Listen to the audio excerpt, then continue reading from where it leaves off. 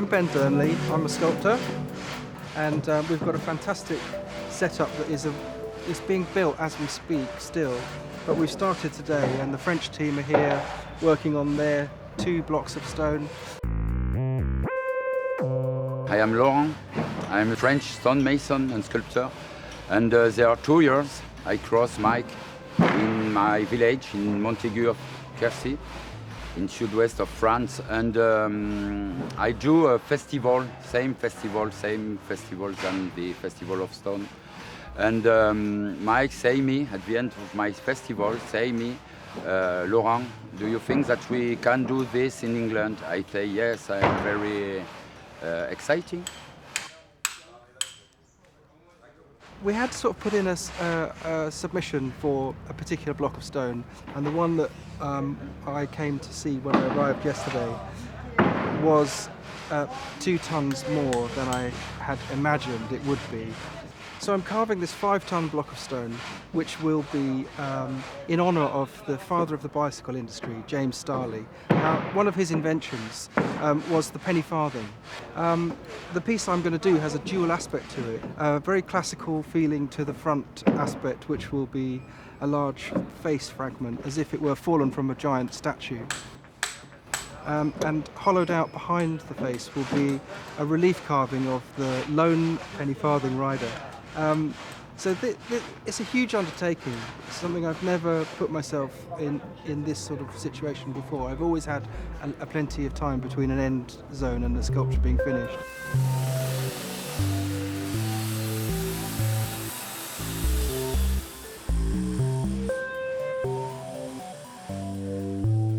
I do sculpture, but I do so performance. It's not just a sculpture, because it's a spectacle.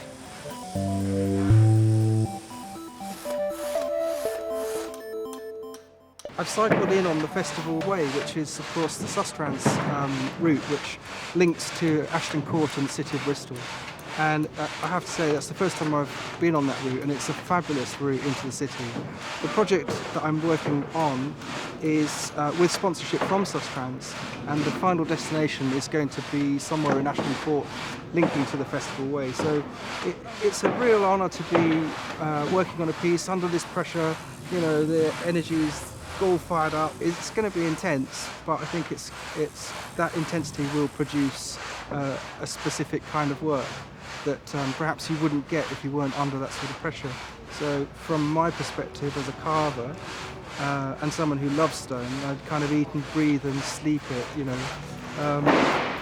It's going to be interesting for me as a personal journey to see how I end up in 10 days' time.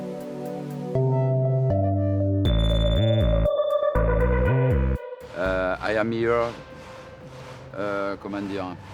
I am here for that my friend, my team, that the people see these people because it's a very good people, and it's not just for me, it's for us, for the team, yeah. So when I approach the stone for the first time with my hammer and chisel, a situation like this, I'm already off my guard because of the way the stone is. It's so large, it's so intimidating. And in a way that's quite a good thing, because you're then very intuitive to what you've been presented with. It's not a preconceived, nice, gentle thing. It's, you know, you have to respond to what you've got. And I'll put some pencil marks on, and I've ascertained fairly quickly which aspect is the face and which aspect is the inside of the face, which is going to be the penny farthing of the rider. That's the kind of key thing for me, and I was standing on top of the stone and looking down at it, and I walk around it a few times, and I basically do a bit of tree hugging with it and tap it with my hammer to see how the resonance is.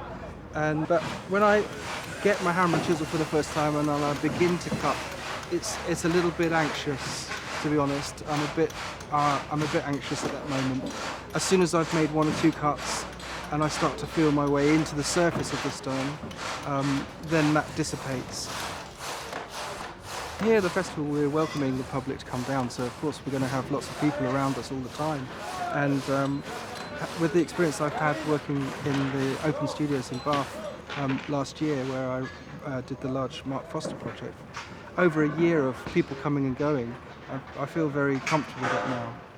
Perhaps before I'd had that experience, I would have found it a bit awkward. But I know when I need to start working again. I know if I'm tired, I can stop and have a chat. So, you know, I will be like that. And at some points, I'll say, "I'm sorry, I've just got to carry on. Please don't think I'm rude. I'm just going to have to, you know, get stuck in. I've got a job to do." Jamais autant parler anglais. That's good, yeah. No, no, c'est it's pas bien. better with 2 glasses of wine.